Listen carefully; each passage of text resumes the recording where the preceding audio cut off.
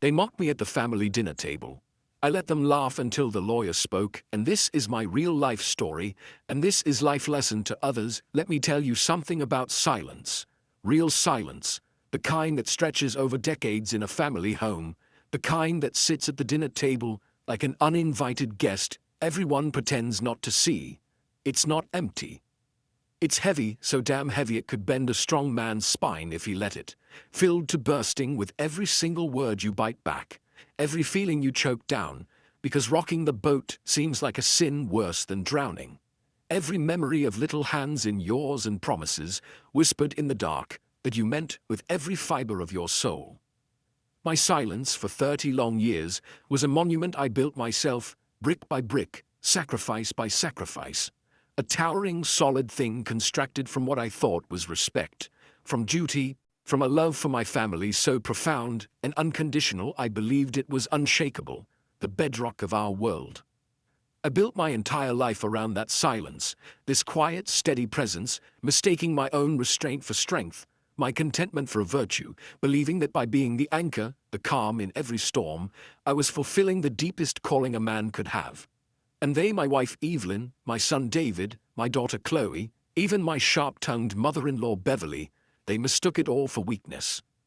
They looked at my quiet and saw stupidity, a mind uncluttered by the sophisticated complexities of their modern world. They saw my patience as a lack of ambition, proof I was content to be left behind while they raced toward brighter, shinier things.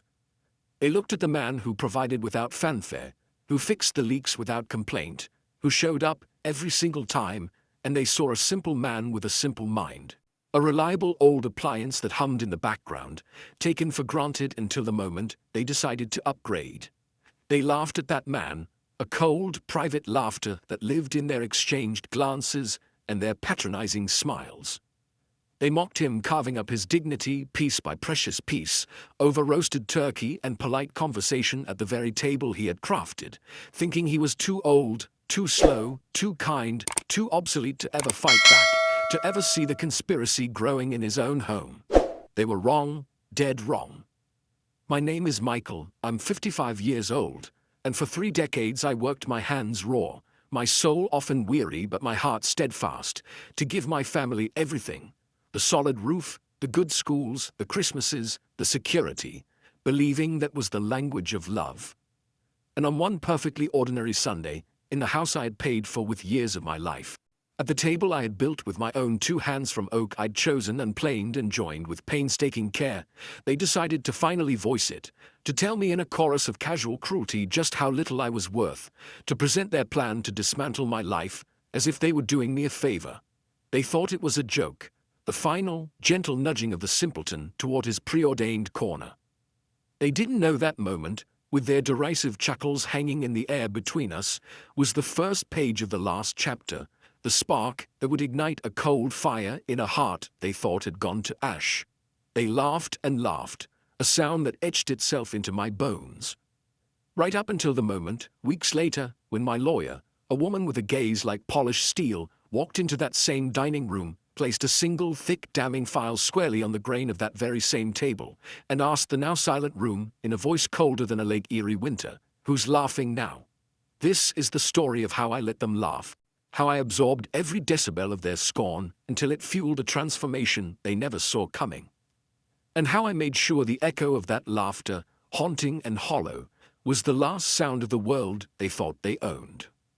To understand the profound and gut-wrenching depth of the betrayal that would eventually shatter my world into a million irreparable pieces, you must first understand the life I built with such care, such hope, such calloused-handed dedication. A life I was so proud of, a life I believed was as solid as the oak I worked with, but which, in hindsight, I now see was constructed on a foundation of sand, slowly shifting beneath me with every whispered criticism and every dismissive glance. Picture it, if you will, a solid, unassuming 3-bedroom house nestled on a tree-lined street in a quiet, steadfast suburb of Cleveland, Ohio. A house that didn't scream for attention, but instead whispered of stability, of perseverance, of a quiet pride earned through decades of labor. This wasn't a mansion. It was a home, my kingdom, its identity etched in the meticulously mowed lawn I tended every Saturday morning, in the garage that carried the sacred, comforting aroma of cut wood, engine oil, and possibility, and on the porch swing whose rhythmic, creaking song measured out 1,000 quiet evenings where I'd sit with Evelyn, watching the world go by, believing in the stillness. I was a master carpenter by trade, a title that spoke of skill and artistry, but in the ecosystem of my family, I was simply the fixer, the man who made things whole, who could mend a broken stair with a few precise cuts and some well-driven nails, who could resurrect a shattered fence post, who could glue a beloved toy soldier back together, my hands performing small miracles of restoration that to me felt like acts of love, a physical language I spoke fluently to say, I am here. And I will make this right. My wife Evelyn entered my life when we were just kids, really 2 souls wide-eyed before the vast expanse of adulthood. I was 25, a man of calluses and simple, tangible dreams, a home, a family, a craft, and she was this beautiful, vibrant whirlwind of ambition, who claimed she loved my steady hands, who saw in my solidity a safe harbor from the chaos of the world. Together we built a family. David, our first, a boy whose eyes quickly looked beyond the confines of our yard toward horizons blazing with digital light, and Chloe, our daughter, whose soft heart I vowed to protect from every sorrow. My entire universe, every aspiration and every beat of my heart, was contained within those 4 walls I'd helped to weather. It was my sun, my moon, my everything. For over 30 years, I dedicated my days to Henderson and Sons, a high-end custom furniture company whose name was a legacy, though old man Henderson had long since passed, and there were no sons to speak of, just a handful of us craftsmen who kept the flame of quality alive in a world increasingly obsessed with the cheap and disposable. I wasn't the boss, and I never aspired to be.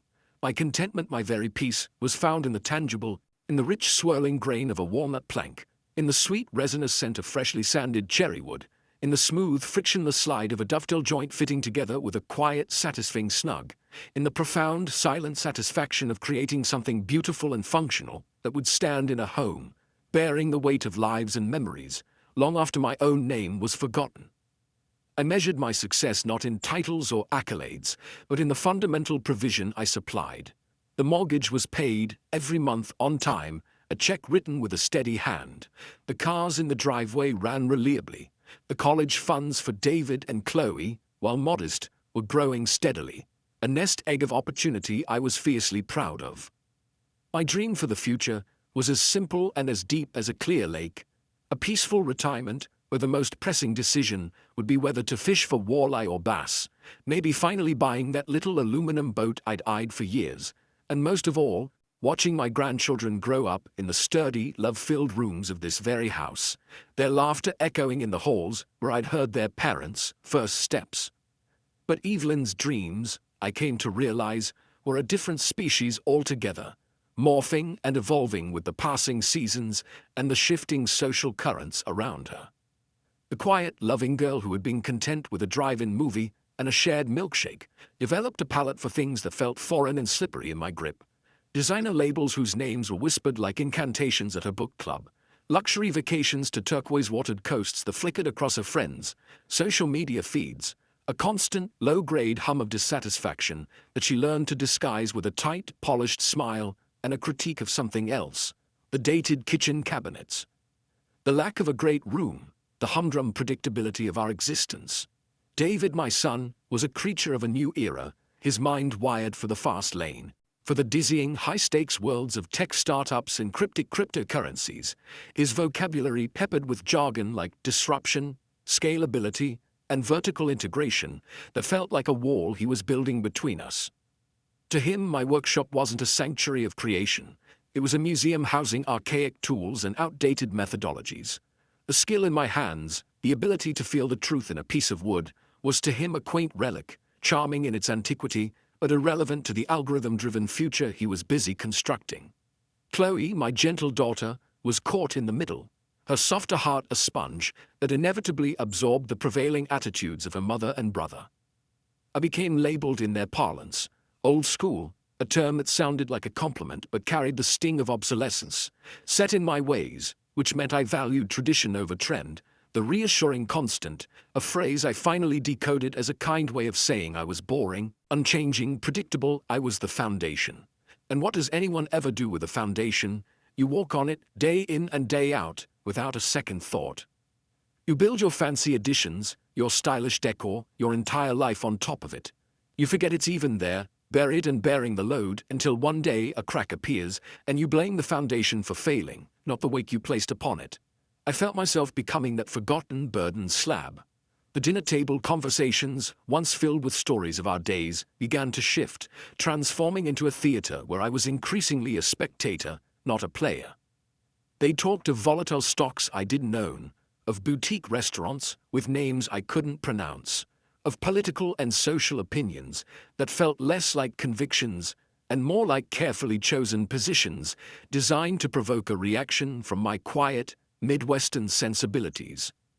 I would venture a thought, a simple observation born of a life lived paying attention to real things, and there would follow a pause, a beat of silence thicker than fog, then a glance, a telepathic signal passed between Evelyn, David, and Chloe, before the conversation would pivot with such practiced, smooth indifference it was as if my voice had never made a sound, my contribution erased before it could even land. The laughter began to crystallize then too, not the warm shared laughter that shakes a room with joy, but a sharp, excluding chuckle, a punctuation mark of dismissal. "Oh, Dad," David would say, a grin spreading across his face that didn't reach his eyes, "that's not how the world works anymore." Evelyn would reach over and pat my hand with a condescension that felt like a brand, saying, "Michael, sweetie, you're so adorable." Each instance was a tiny, almost invisible cut, a paper-thin slice to my spirit. Alone, each one was negligible, a trifle to be brushed off. But together, day after day, year after year, they formed a system of erosion, bleeding me dry of my authority, my respect, my very place in the narrative of my own home. I mastered the art of silent justification, telling myself it was fine, this was just the natural friction between generations, that they were modern and forward-thinking, while I was traditional and steadfast, that their ambition was a compliment to my contentment, that I was the rock upon which they could safely test their winds of change. I told myself rocks don't complain about the weather, they simply endure. What I failed to perceive, in my steadfast determination to endure, was that this rock, my heart, my spirit, was being worn down not by the natural rain of life challenges, but by a slow dripping acid, a corrosive agent far more dangerous. And that acid was their gathering, unspoken contempt, a sentiment that would eventually pool and overflow, leading to that fateful Sunday dinner, where the pretense finally fell away, and the life I'd built on sand began its inevitable, dramatic collapse. The Sunday started like any other, draped in the familiar, comforting light of a Midwestern autumn, but it was Chloe's 25th birthday, a milestone that Evelyn had insisted be marked with a proper family dinner, a phrase that had come to carry a specific and heavy meaning in our household, signaling not just a meal but a performance, a curated display of familial cohesion where certain scripts were to be followed and certain roles, primarily mine, were to be quietly, dutifully enacted. This meant the usual cast was expanded. My sharp-tongued mother-in-law, Beverly, was present, a perennial critic who treated my home as a personal seminar on my inadequacies, and David had brought his latest girlfriend, a sharp-elbowed young woman named Serena who worked in influencer marketing, and whose gaze felt less like seeing and more like scanning, as if assessing the ROI of every conversation. The air in the house was thick with competing perfumes and a brittle anticipatory energy, the kind that crackles before a thunderstorm, and I had spent my morning seeking sanctuary where I always did, in my workshop, putting the final, painstaking touches on Chloe's birthday gift, a jewelry box crafted from a single block of cherry wood, its surface sanded to a satin finish that felt like petting a kitten, fitted with a hidden compartment that opened with a specific secret pressure. Just like the one I'd made her when she was 7 years old, a tiny vault for her most precious secrets. This was my language, the only dialect in which I felt truly eloquent, where I stumbled over spoken words of affection. I could speak volumes through dovetail joints and hidden hinges, believing that the care in the craftsmanship was a translation of a father's love. We gathered at the table I had built, the very heart of the home, and the food before us was elaborate, a testament to Evelyn's day-long labor, a recipe from some celebrated French chef involving reductions and emulsions, a far cry from the meatloaf and mashed potatoes of our early years. I complimented it, genuinely impressed by the effort and the complex flavors. "It's good to see you still have an appetite for the simple things, Michael," Beverly said, not even looking up from her plate as she dissected a delicate bundle of asparagus, her voice a masterclass in condescension, the first deliberate dig of the evening, a probing strike to test the defenses. I let it go, as I had let 10,000 similar barbs go before, swallowing the retort with a sip of water, maintaining the peace at the cost of my own pride. The conversation, as it invariably did, quickly began to swirl around me like water around a stone, a current of topics designed to highlight my obsolescence. David was holding court, his voice animated with the fervor of a zealot, explaining his latest venture, an app-based service that promised to deliver artisanal, ethically sourced dog treats via drone. "It's not about the product, not really," he expounded, gesturing with his fork as if conducting an invisible orchestra. "It's about the narrative, the end-to-end brand experience, the story we sell to the consumer about wellness and convenience and cutting-edge care." Serena nodded beside him with vigorous, performative agreement. The pivot from his last concept was pure genius. She chimed in, her voice bright and slick. "The venture capital sharks are circling, they can smell the disruption." I listened, leaning forward slightly, my brow furrowed in sincere effort to bridge the gap between his world and mine, to understand my son's passion. "So, it's dog food but fancy," I ventured slowly, trying to synthesize the jargon into a concrete image. "And you fly it to people?" The table went quiet for a heavy, pulsating second, a vacuum of sound where my misunderstanding hung in the air, exposed and ridiculed. Then David snorted, a short, explosive sound of derision. "See? That's the legacy mindset right there. You just crystallized it, Dad. Dog food. You reduce a holistic platform to a commodity. It's not dog food. It's a lifestyle curation platform for pet wellness." Evelyn let out a sigh from across the table, a long, theatrical, weary exhalation that seemed to carry the weight of decades of having to translate the world for me. "Michael, please," she said, the please laden with exhaustion. "Let the young people talk business." Chloe from her seat offered me a sympathetic smile, but it was distant, the kind you give a confused stranger, and it stung far more than David's outright mockery, because it came from her, my little girl, and it felt like a gentle betrayal, a quiet alignment with their side. I took a slow, deep breath, the kind you learn to take when pain is a constant companion, and sipped my water, the ice clinking a lonely tune against the glass.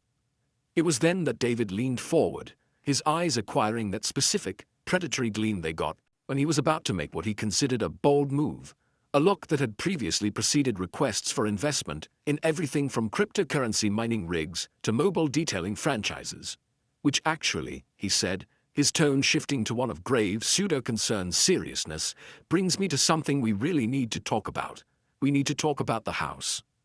I put my fork down carefully, the metal making a soft click against the china. "The house?" I asked, the word feeling strange in my mouth. "This house," David said, spreading his hands as if presenting a self-evident truth to a particularly slow student. "Prime location, solid structure thanks to you, Dad, we all acknowledge that. But let's be real, it's a total value sink. The equity is just sitting here locked up, doing nothing. In financial terms, it's lazy money." My blood, which had been simmering, turned to ice water in my veins. A cold dread began to spread from my core. Evelyn reached over instinctively and put a restraining hand on David's arm, her voice a stage whisper. "Sweetheart, we talked about this." Gentle. But David, emboldened by his own rhetoric and Serena's admiring gaze, shook her off. "No, Mom, he needs to hear it. He needs to understand the opportunity cost." He turned his full attention back to me, his expression a mask of pitying reason. "Dad, you're not getting any younger. The maintenance on this place, the yard work, the repairs, it's a lot. A burden. We, and I mean the family, we've done some looking. We found a perfect modern condo community for active seniors. No stairs, a community center, lawn care included, all the amenities. You'd love it. It's freedom.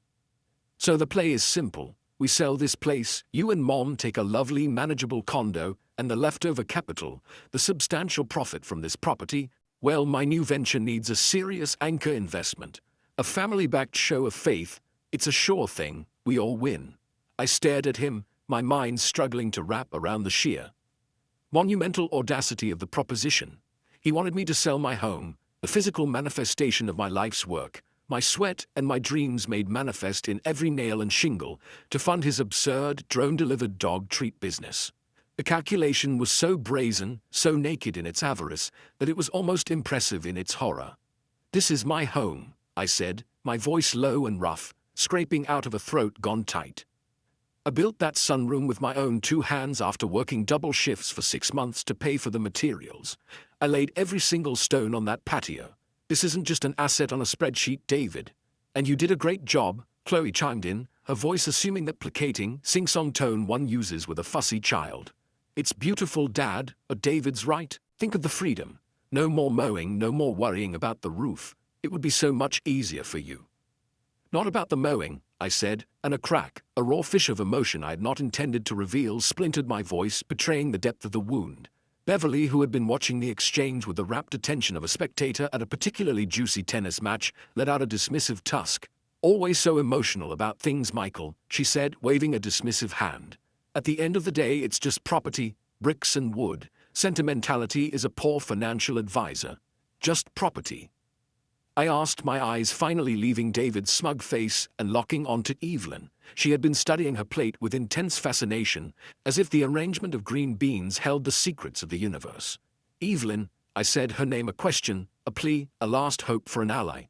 "Are you in on this?" She finally looked up, and her expression was a masterpiece of manufactured, reasonable concern, a mask she had perfected over years of quiet resentments.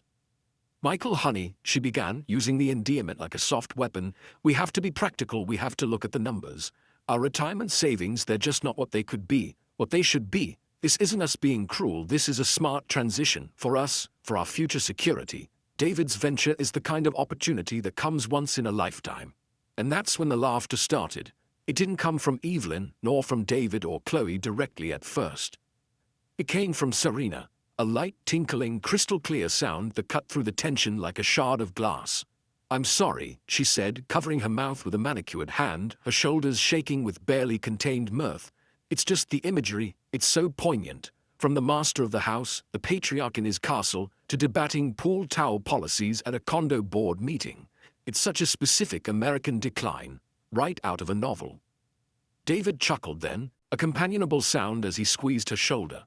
"Babe, don't be harsh," he said, but he was smiling, his eyes crinkling with shared amusement at the caricature they had painted of me. Chloe's lips twitched, trying to suppress a smile of her own, finding the cruel image somehow funny. Beverly wore a smirk of pure, vindictive satisfaction, as if Serena had merely voiced the verdict she'd been waiting decades to hear delivered. And Evelyn, she didn't defend me. She didn't tell them to stop. She simply gave a small, embarrassed shake of her head, a barely perceptible motion that spoke volumes, as if my visceral reaction, my raw hurt, was a social faux pas, an embarrassing lapse in decorum at a beautifully set table. In that suspended moment, as the cruel laughter hung in the air between us, the last veil, the fragile tattered curtain of familial loyalty and shared history, tore away completely, revealing the stark, ugly truth behind it. This wasn't just casual disrespect born of generational difference. This was a coordinated ambush, a business meeting disguised as a birthday dinner. My own family, my wife, my son, my daughter, saw me not as a husband or a father, but as an obstacle, a resource to be liquidated, a tired, outdated machine whose only remaining value was its salvageable parts, to be sold off to fund their brighter, shinier futures. The man who had loved them with a steadfast, unwavering heart, who had provided a fortress of safety, who had knelt on countless floors to kiss skinned knees and soothe teenage heartbreaks, had been reduced to a punchline at his own table, in the home he had built for them. The sound of their amusement, David's condescending chuckle, Serena's mocking giggle, the silent, shining mirth in all their eyes, washed over me, a wave of acid that dissolved the last of my illusions. I felt something deep within my chest, something vital and fundamental that had been holding me together for 55 years, the very tendon of my soul finally snapped. But I did not shout, I did not slam my fist on the oak table I had made, I did not overturn my chair or hurl accusations. I did something far more dangerous, far more final. I went perfectly, utterly, profoundly quiet. I let their laughter roll over me and around me. I detached, and from this cold new distance, I watched them. I studied each face, memorizing the exact curve of David's smug smile, The glitter of triumph in Beverly's eyes, the pitying embarrassment on Evelyn, the weak complicity on Chloe. I absorbed every decibel of their scorn, letting it sink in, not as a wound, but as fuel. And inside the total wreckage of my heart, in the newfound arctic clarity of that absolute silence, a single, unshakable thought took root, crystallizing with the hardness of a diamond formed under immense pressure. Okay, you've had your fun. You've shown me exactly who you are. Now it's my turn. The days that followed that pivotal soul-scarring dinner were a strange and hollow echo, a period of existence where I moved through the familiar rooms of the house, not as a living man, but as a ghost, a spectral presence haunting the corridors of his own past life, every sight and sound feeling muffled and distant as if viewed through a thick pane of glass. Evelyn attempted, with a brittle and transparent effort, to engage in what passed for normal conversation, chattering about inconsequential things, the weather, a sale at the department store, a neighbor's new car, as if the seismic event at the dining table had never occurred, as if the collective decision to dismantle my life was a minor disagreement over what movie to watch, a strategy I recognized as her attempt to gaslight the reality away, to smooth over the fissure with the thin plaster of domestic routine. David, undeterred, and perhaps emboldened by what he perceived as my stunned silence, bombarded my email with brightly colored links to condo floor plans and glowing testimonials from active senior communities. Each message a fresh poke at the wound, a reminder of his planned trajectory for my remaining years. Chloe called once, her voice tentative on the line, asking with a careful, hesitant tone if I was still upset, reducing the evisceration of my life's meaning to a mere passing mood, a temporary sulk that needed to be gotten over for the sake of harmony. But I wasn't upset. That word was a shallow puddle, and I had been plunged into an ocean's depth of something else entirely. I was detached, fully and irrevocably separated, a cold moon orbiting the burned-out planet of my former life, an observer now of the strange play that was my own existence. The love I had felt, that boundless, unconditional guiding force that had been the compass for every decision, large and small for 3 decades, had not merely faded. It had been surgically, definitively cauterized, the raw nerve seared shut by the white-hot brand of their collective betrayal, leaving behind a numb, scarred plane where now only a cold, focused, and crystalline energy hummed, a power born not of passion, but of utter emotional annihilation. They thought I was simple, a man of straightforward paths and uncomplicated thoughts. They thought I was broke, my worth calculable only in the bi-weekly deposits that stopped at my modest checking account. They thought I had no cards to play, sitting at the table of life with an empty hand, reliant on their charity and direction. They had no inkling, no fleeting nightmare of a suspicion, of what I was truly capable of the patient, meticulous, and relentless force that could be unleashed when the final sacred bond of familial love was not just strained, but cleanly severed, leaving a man with nothing left to lose, and therefore everything to gain in a different, colder currency. My first move was not an outward strike, not a shouted confrontation or a tearful plea, but a turn inward, a descent into the one sanctuary they had never valued, never understood, and therefore never invaded, my workshop. There, amidst the sacred silence broken only by the sigh of sawdust settling and the scent of honest wood, beneath the neat, orderly racks of tools that were extensions of my own hands, under a section of false flooring I had crafted myself years prior for added insulation, a secret compartment within a sanctuary, lay an old, heavy, fireproof lockbox. It didn't hold stacks of cash or glittering jewels. It held papers, the brittle, tangible archaeology of our shared history, the original grease-stained blueprint I'd sketched on graph paper for the sunroom edition, the kids' faded birth certificates resting beside my own honorable discharge papers from the army, a silent testament to different kinds of service. And at the very bottom, beneath the strata of a life lived, a folder marked simply Henderson. Old man Henderson, who had no sons of his own blood, had possessed a fondness for me that transcended employer and employee. He saw in me not just a skilled pair of hands, but the inheritor of a dying craft, a keeper of the flame.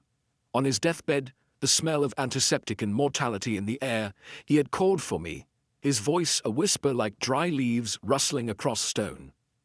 His corporate lawyers had handled the sterile sale of the business entity, but to me privately he had bequeathed something more personal. "For your loyalty, Michael," he had breathed, his gnarled hand patting mine with a surprising strength. "For being the son I never had. This is for you, not for them, for you. A man needs a shadow, a place the sun doesn't reach, something that's truly his own." It was a 10% silent partnership in the newly incorporated Henderson Artisanal Woodworks. A legacy wrapped in complex legal trust documents. The annual dividends weren't life-changing sums, but I had never touched a single cent, instructing the trustee to reinvest them automatically, season after season, year after year, a silent, compounding testament to a different kind of value, one built not on noise, hype, and disruption, but on the patient, quiet accretion of worth, on the timeless principles of craft and fidelity.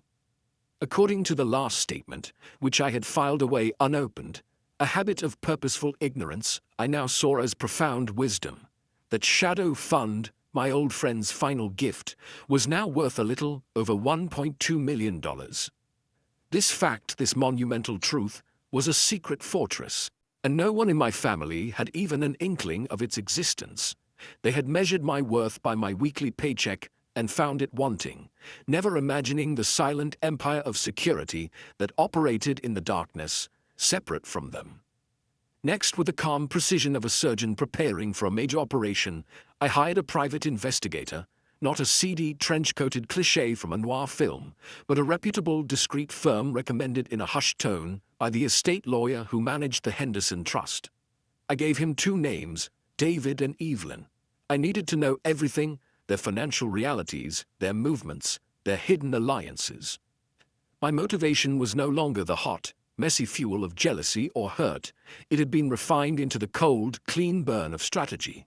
I had to map the battlefield, to understand the terrain and the true strength of the opposing forces. The reports that came back were not just illuminating.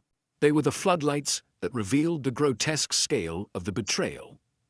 David's sure thing startup was a spectacular house of cards, a concept built on buzzwords and bravado, already hemorrhaging the modest investments he had guilted and charmed out of his friends. His personal credit card debt a staggering, six-figure monument to his performative lifestyle, a reality that made me wince not out of sympathy, but out of a stark recognition of his delusion. Evelyn, however, was the true masterpiece of duplicity.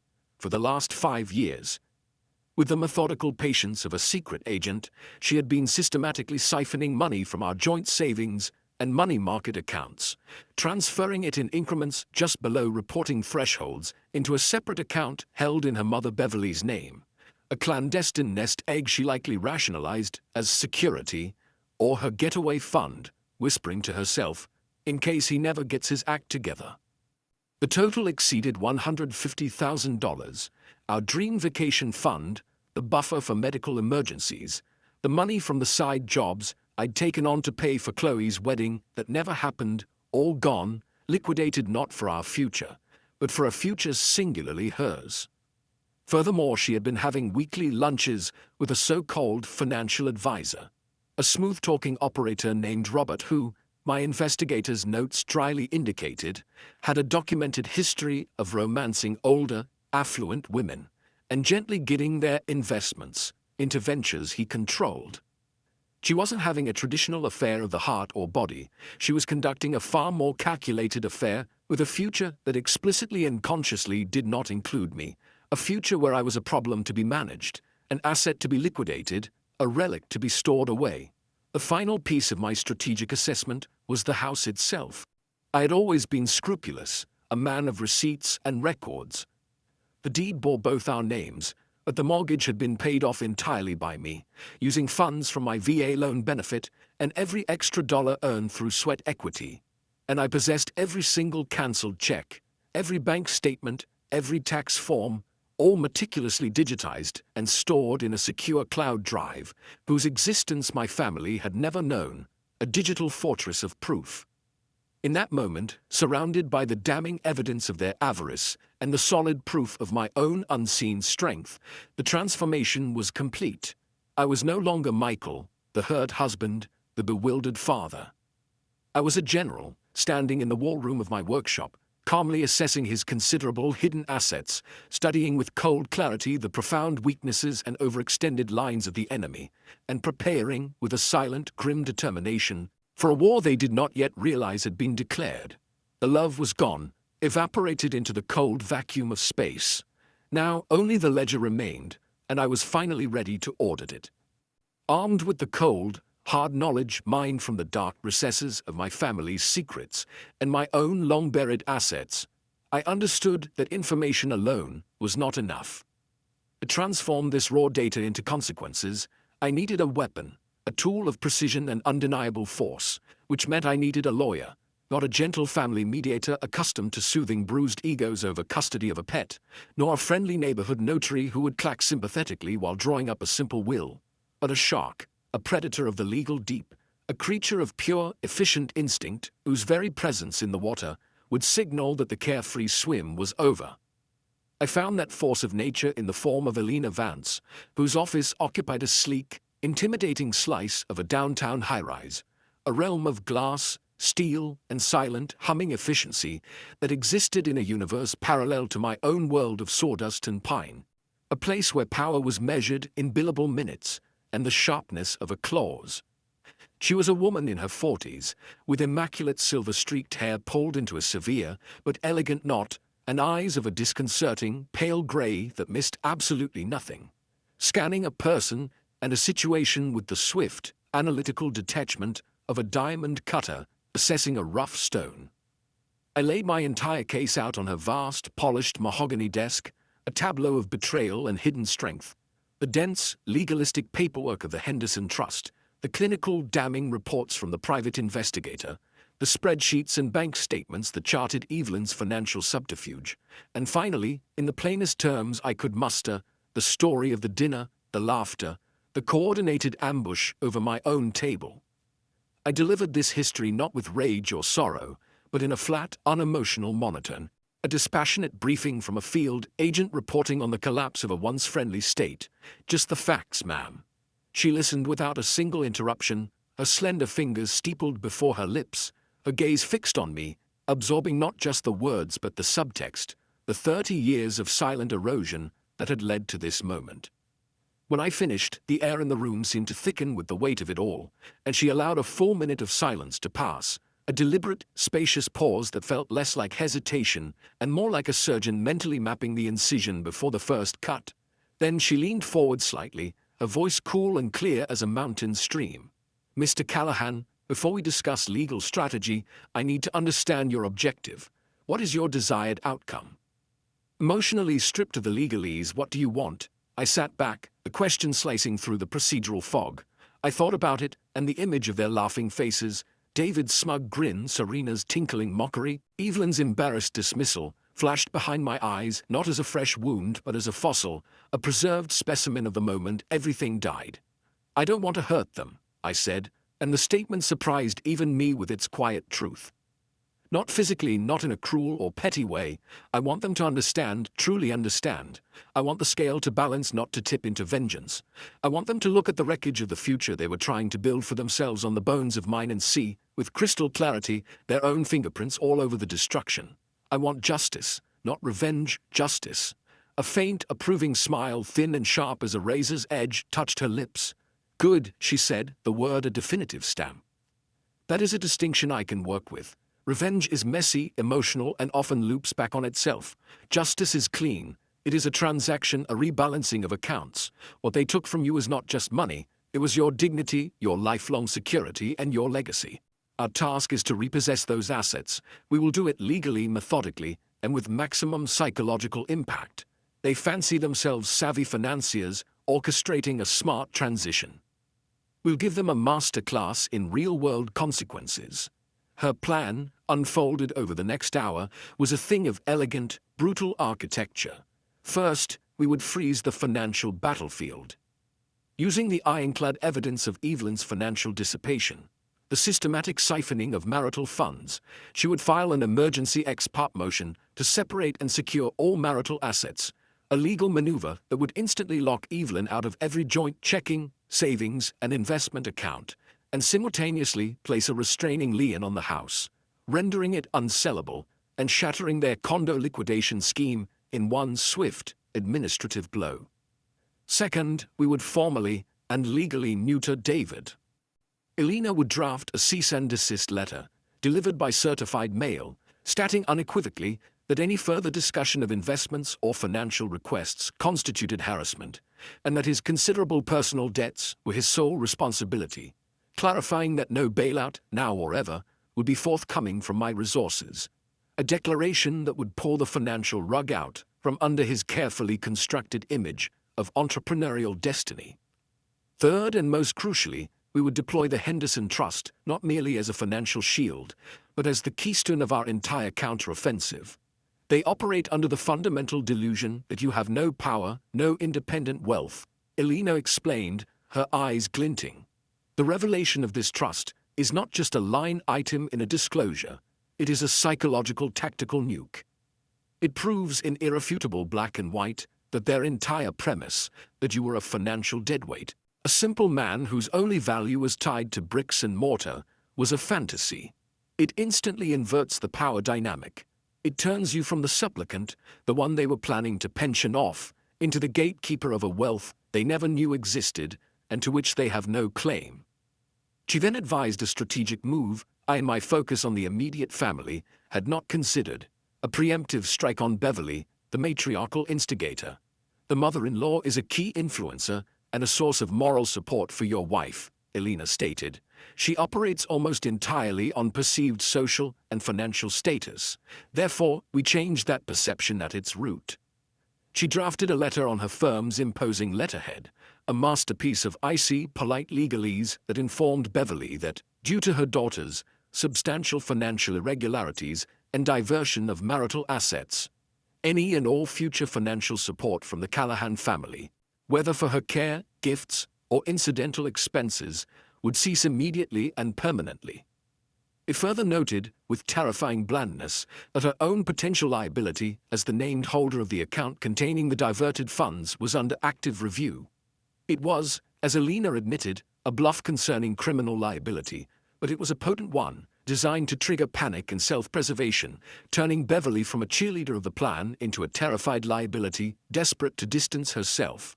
A final, critical component of the plan was the delivery.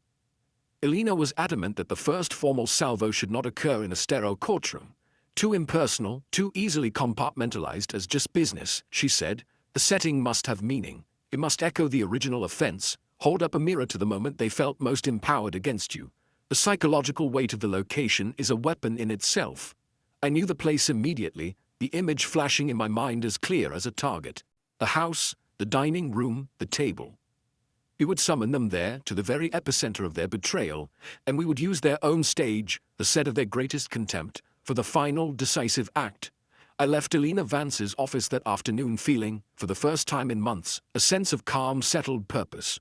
The profound sadness remained, a deep cold lake at the very center of my being, but on the surface, the turbulent, storm-tossed waters had stilled, frozen into a plain of perfect, unshakable resolve. I was no longer reacting to their moves, buffeted by their disregard. I was executing a plan. I was the architect now.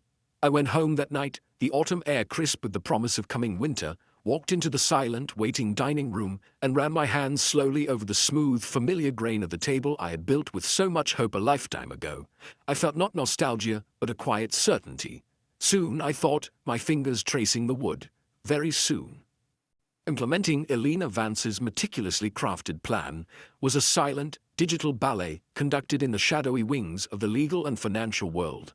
A series of actions executed with a few decisive signatures on formal documents that sent invisible shockwaves through the carefully constructed facade of the Callahan family's stability, causing their shared financial world to grind to a sudden, screeching halt.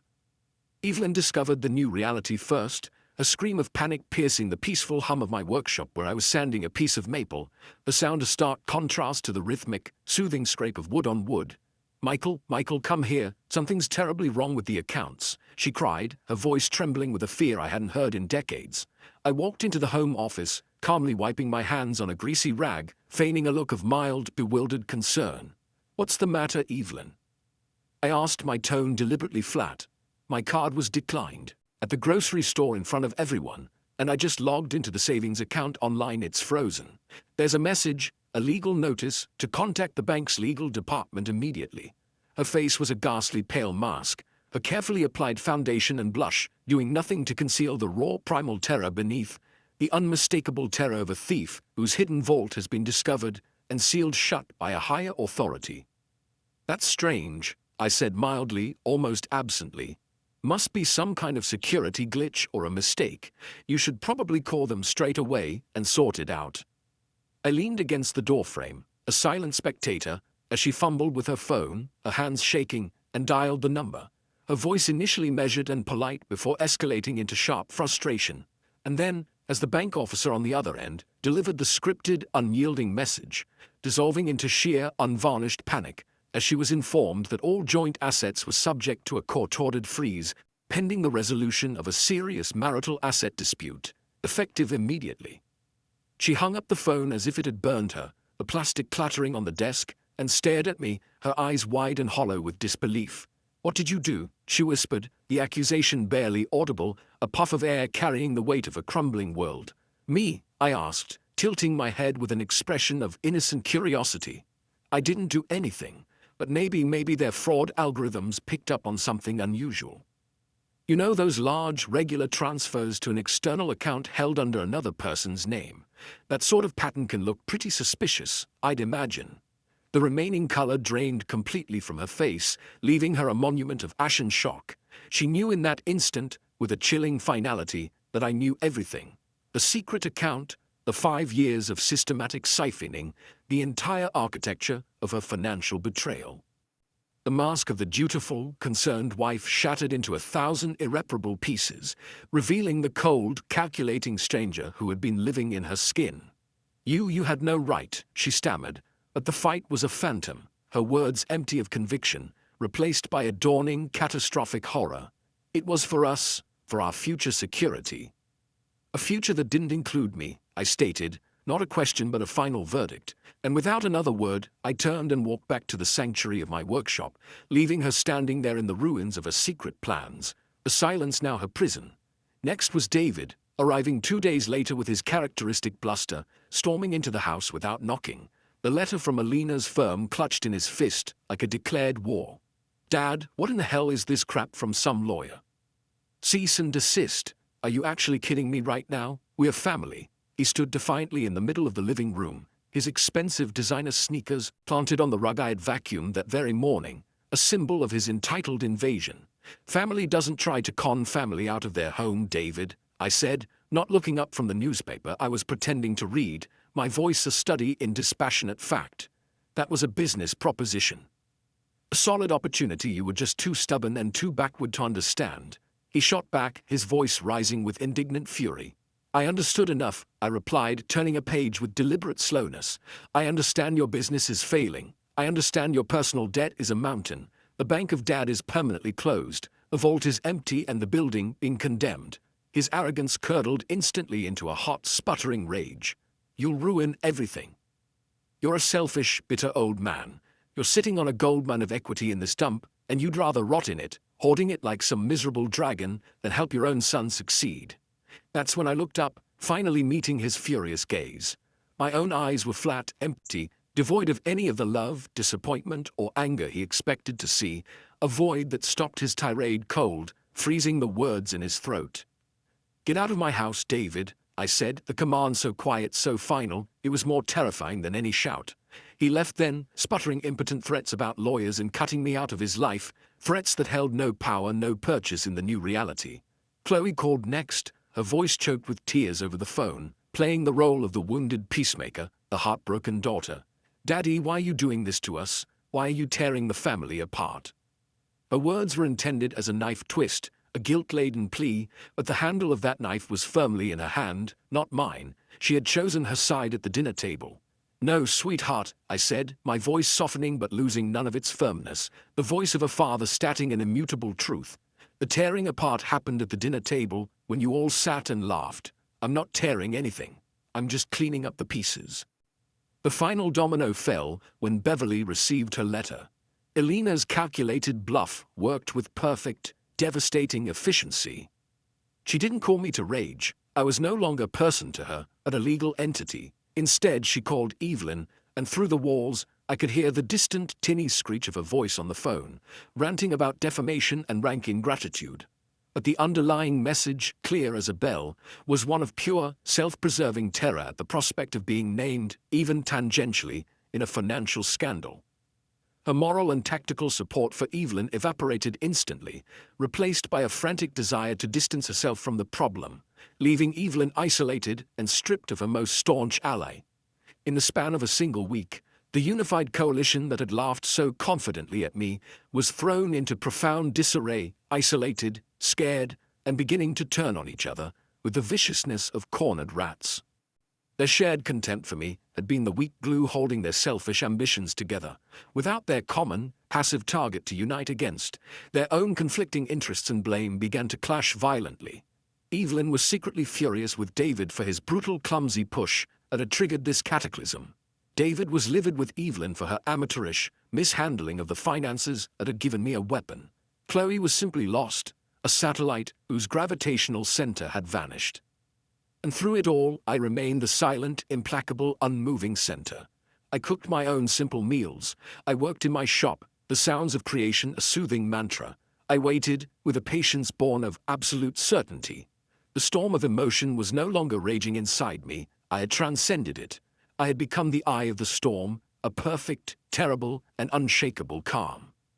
The formal cream-colored letters from Vance & Associates, LLC, arriving by certified mail with a stark, bureaucratic finality, served as the official summons to a mandatory pre-litigation mediation meeting to be held at the family residence, a location specified with a cold precision that itself was a message, required for all named parties, Evelyn, David, Chloe, and Beverly.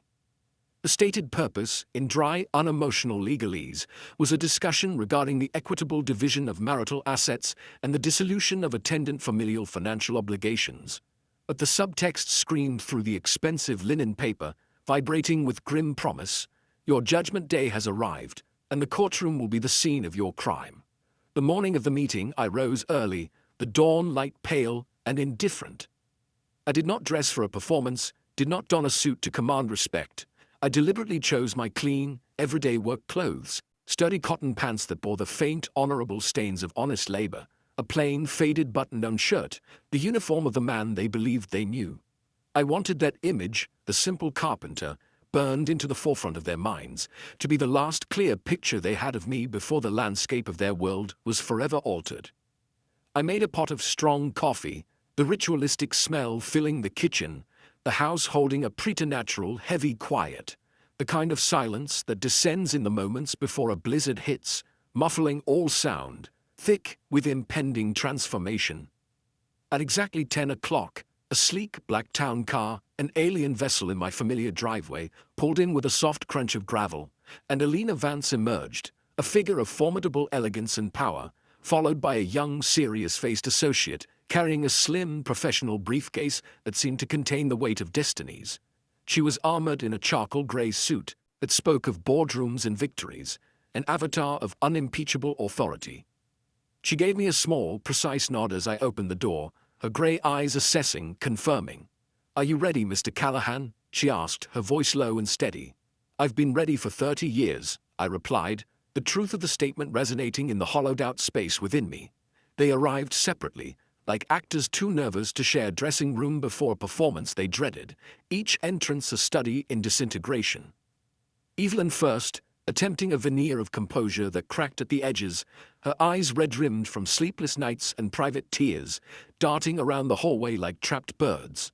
Then Beverly, her lips pursed into a sour, unforgiving line, her gaze shooting visible daggers of pure venom in my direction, a last, feeble attempt at her old dominance. David and Chloe arrived together, a united front that seemed fragile. David wore an expression of forced arrogance layered over a deep, nervous insecurity, a disastrous combination, while Chloe simply looked profoundly scared, a child lost in a storm of adult consequences. They all froze in the hallway, a tableau of shock, when their eyes adjusted to the living room and landed upon Alina and her associate, who sat with a preternatural calm on the edge of my sofa, an island of chilling professionalism in the sea of our domestic history. "What is this?" David demanded, his voice too loud, cracking slightly, his bravado a thin shield. "Who are you people?"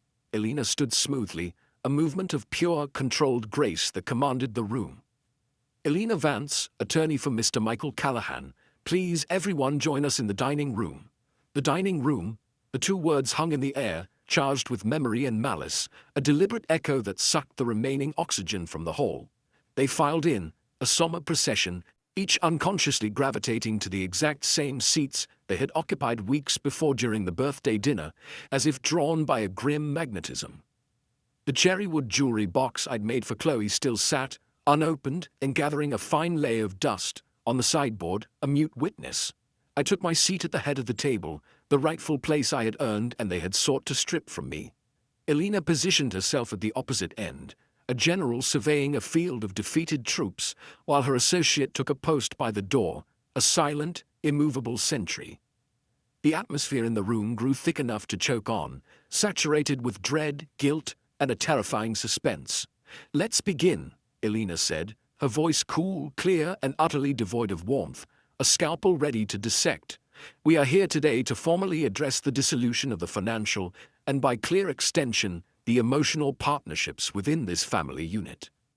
My client has endured years of systematic diminishing respect, culminating in a documented, concerted effort to defraud him of his home and his life's work for the exclusive benefit of parties who have demonstrated precisely zero loyalty in return. This is outrageous," Beverly spluttered, her face flushing an ugly red, unable to tolerate the formalized accounting of their behavior. "You can't talk to us like that in our own home." "I can and I will," Alina replied, without raising her voice a single decibel, a quiet confidence more devastating than any shout.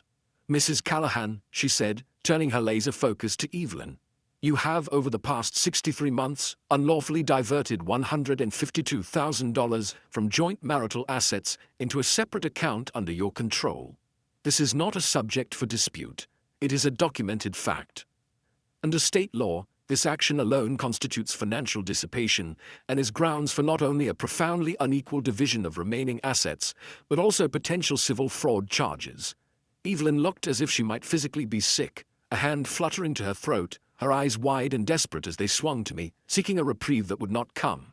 "Michael, please," she whispered, a broken sound. I said nothing.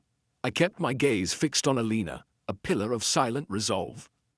"Mr. David Callahan," Alina continued, swiveling her attention with ruthless efficiency, "you have made repeated, documented attempts to coerce your father into liquidating his primary asset, his home, for your personal gain, leveraging familial guilt and manipulation to secure funding for a failing business venture.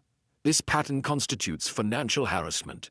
A formal restraining order is being prepared. Furthermore, any assumed claim you may have believed you had on any future inheritance, gift, or familial financial assistance is hereby nullified permanently." David's mouth opened and closed soundlessly, a fish gasping on a dock. The master of narrative, the purveyor of disruptive pitches, had been utterly stripped of his script, left mute in the face of cold legal reality. "Miss Chloe Callahan, Mrs. Beverly," Alina said, encompassing them in her verdict. "Your roles as active enablers and willing participants in a prolonged campaign of emotional exploitation and degradation are thoroughly noted. While these actions may not be as legally actionable in isolation, they critically inform the totality of the context, and as such, definitively guide my client's decisions regarding any and all future financial contact, which will be none, permanently." Chloe began to cry, soft, helpless sobs she muffled with her hand. Beverly's furious defiance finally crumpled, replaced by something new and raw, a deep personal fear for her own position. "Now," Alina said, and with a theatrical precision that was masterful, she opened the latches on the briefcase her associate handed her. "You have all operated under critical, and as it turns out, fatal misapprehension. You believed Michael Callahan to be a man of limited means. You believed his worth was calculable, tied solely to this house and his weekly salary. You were wrong." She pulled out a sheaf of bound papers, holding them aloft like evidence in a trial. "This is the irrevocable trust agreement for the Henderson Artisanal Woodworks Silent Partnership, established in 2004. My client is the sole beneficiary. Its current valuation, she paused, letting the silence stretch to breaking point, is approximately $1.3 million. The sound that filled the room wasn't a gasp. It was the visceral, collective sound of air being violently sucked from a space, a silent, shared shock that left a vacuum. David's face went utterly slack, all arrogance wiped clean by sheer, incomprehensible astonishment. Evelyn stared at the papers, as if they were hieroglyphics from an alien civilization, her mind unable to reconcile this number with the man she thought she controlled. Beverly's haughty posture disintegrated, her shoulders slumping as if physically struck. Chloe merely looked confused, the number too large to compute amidst her grief. "This is a separate non-marital asset," Elena pronounced. "It belongs solely to Michael. The dividends, which he has never once touched, continue to compound autonomously. The home equity you were so desperately eager to mine and sacrifice is a mere fraction of the wealth you so carelessly mocked and dismissed." She let that monumental truth sink in, settle onto their shoulders with the weight of anvils. The ghost of their laughter from the dinner now haunted the room, mocking them, a phantom echo of their own profound misjudgment. "So here is the new, unalterable reality," Elena stated, her words falling with the finality of a judge's gavel. 1. The house will be sold. The proceeds, after satisfying the court-ordered lien, will be split according to the forthcoming divorce settlement, which, due to the documented financial misconduct, will favor my client overwhelmingly. 2. The diverted $152,000 will be returned in full to the marital estate within 30 days, or immediate civil proceedings will commence. 3. David and Chloe are hereby formally notified they are removed from all wills, trusts, and beneficiary designations, effective immediately. 4. Any and all future communication from any of you to Mr. Callahan will go exclusively through this office. Any direct contact will be documented and used as evidence for harassment protections. She stacked the papers neatly with a soft tap. "Do you understand?" No one spoke. They were empty shells, husks of the people who had sat here weeks ago. The individuals who had laughed at the simple carpenter were gone, replaced by strangers staring into the gaping abyss of their own making, seeing for the first time the true cost of their contempt. Elena turned her head slightly toward me. "Mr. Callahan, do you have anything you wish to add?" I looked slowly at each of them. My wife of 30 years, my son, my daughter, the mother-in-law who had seeded so much poison. I saw not family, but the wreckage of a beautiful, long-sustained lie. My voice, when it finally came, was quiet, steady, and carried the absolute weight of finality. "You thought my silence was weakness. You thought my love was foolishness. You took the things I built with my hands and my heart, and you treated them like trash. You forgot the most important rule. You don't mock the man who built the table, because he knows how to take it apart." I stood up, the legs of my chair scraping softly on the floor. "Get out of my house." For a long, suspended moment, no one moved, trapped in the inertia of the devastation.